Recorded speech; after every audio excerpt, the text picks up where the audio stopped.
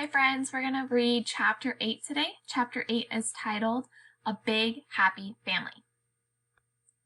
Maybe it's because it's only ever been Mama and me, but I don't understand what's so wonderful about having a big family. Someone's always fighting or not talking to someone or scrounging around trying to borrow money. Far as I can tell, relations are nothing but trouble. The diaper gang's got pudding today, and Buddy too, because Aunt Minnie has to do Mrs. Winkler's washing. She takes in laundry to make money. Kermit's right. Buddy's more trouble than a baby. He spent the entire morning complaining. He's hot. He's tired. He's bored. He's thirsty. He needs to use the outhouse. Now he's hungry. I'm so hungry I can't think, Buddy whines. You can't think 'cause you ain't got no brains, Buddy, Bean says. I got a headache 'cause I ain't got no food in my belly, Buddy whines. Come on, let's go to my house, Porkchop says. Mrs. Saldana makes the best bollos on Ash Street. Kermit tells me. He pronounces it boyos. You better not let Mammy hear you say that, Porkchop says. She thinks she makes the best bollos in all of Key West. A sign that says Saldana's announces the little lunch counter that's set under the porch in front of a house. There's a man eating a sandwich on a stool. You must be Turtle, a round-cheeked woman bustling behind the counter says with a warm smile. I've heard a lot about you. All bad, Porkchop says. I hope you children are hungry because I need someone to try my latest batch of bollos, Miss Saldana says. I'm starving, Buddy cries. Mrs. Saldana places a plate of fried balls of dough in front of us, and the boys grab them as fast as they can. I pick one up and take a bite. It's tasty, all garlicky and spicy. What's in them? I ask. Black-eyed peas, garlic, pepper, and a few other secret things, Mrs. Saldana says. These sure are swell, Mrs. Saldana, Buddy says, licking his fingers, but I think I might need to try some more to see if I like them better than the last batch you made. You say that every time, Buddy, she laughs. Say, you win last week, Mrs. Saldana? Kermit asks. I'll win this week. I picked good numbers, she says. Win what? I ask. The bolita, Mrs. Saldana says. Cuban lottery, Porkchop tells me. You'll still make us bollos when you're rich, won't you, Miss Saldana? Buddy asks. Of course, Buddy, she says. Mrs. Saldana makes us lunch. Toasted ham and pickle sandwiches on Cuban bread and something called flan for dessert. The flan is delicious and creamy. When we're done, she hands a bowl of flan to Porkchop. Take this over to Nana Philly, she says. Mammy, he complains, but she just orders, go, and turns to a new customer. We walk down Francis Street, stopping in front of a house that looks abandoned. The windows have shutters that have been nailed down with boards. What are we doing here? I ask, bringing Nana Philly her lunch. Porkchop says, You think we'd come here for any other reason? I look at the house. Someone lives in there? You mean shutters? Kermit asks. They've been up for years. She put them up for a hurricane and won't let anyone take them down. There are probably a million scorpions living behind them now, anyways. Beans parks the wagon with a sleeping pudding in the shade of a tree. Then the boys start to walk inside. You just gonna leave him here? I ask. What if somebody takes him? Beans scoffs. You'd want him? I'm not going in there, Buddy announces. You can't make me. Oh, Buddy, Bean says. She can't hurt you now. I don't care, he insists, his chin jutting out. I ain't going in. Suit yourself, Beans replies, and walks in the front door, not bothering to knock. He calls out, Miss Bia, you here? No one answers back. I follow the boys into a dark parlor. It's surprisingly cool, with little bits of light flittering in through the shuttered windows. Most of the parlor is taken up by a hulking piano that looks like it's crumbling in pieces. Termites, Kermit says, catching my look. That piano is crawling with them. I swear, this house is going to just collapse around her one of these days. You can hope, Porkchop says. Why doesn't she just get rid of the piano? I ask. Her daddy was a wrecker, and he saved it from a sinking ship. Wrecker? You mean he's the one who broke that piano? I ask. You don't know anything, do you? Porkchop says.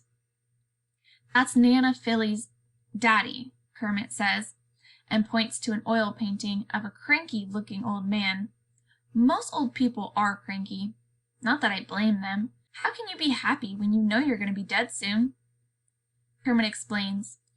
When ships would wreck around Key West, he would salvage the cargo before it sank and then sell it off.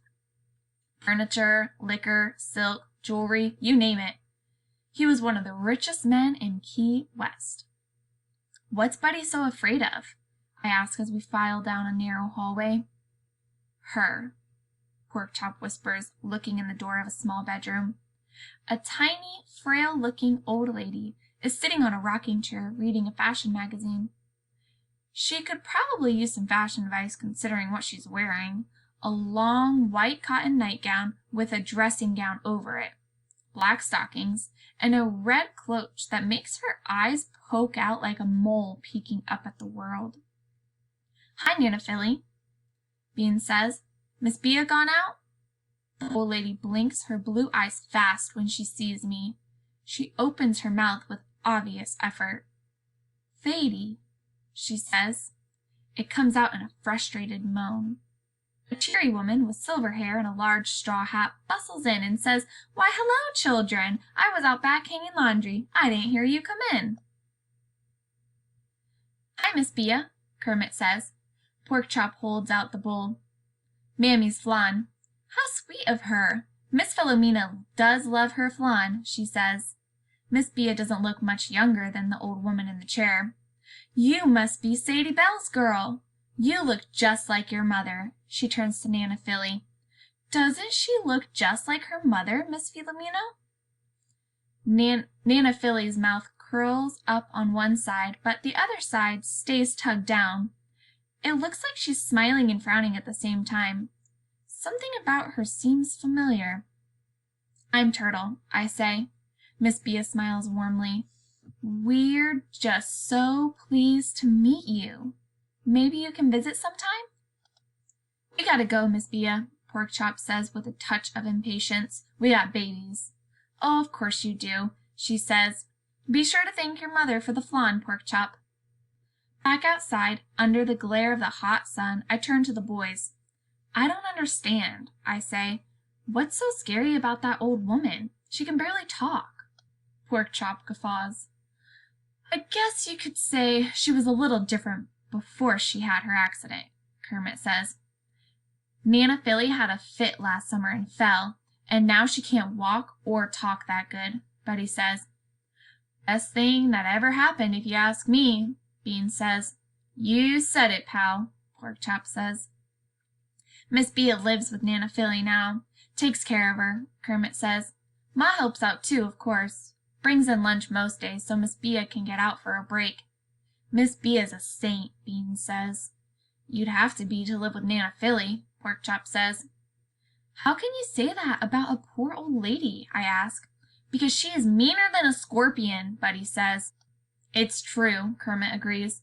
She said Ma would be better off dead than married to Poppy, Bean says. And she stood up in a church and told the minister his sermon was so boring he ought to be crucified, Porkchop adds. God himself could come down from heaven and Nana Philly would tell him he did a lousy job, Kermit says, and they all laugh. She hates kids most of all, Buddy exclaims. She washed my mouth out with soap. Mine too, Kermit admits. And mine, Porkchop adds. Beans nods. That's a lot of soap, I say. Old Nana Philly, Kermit says almost wistfully. Francis Street sure is a lot quieter these days. How can you talk about someone's grandmother like this? I ask. Someone's grandmother? Bean says. You mean your grandmother, don't you? My grandmother? My mama told me she was dead. She's not dead. She's just mean, Kermit says.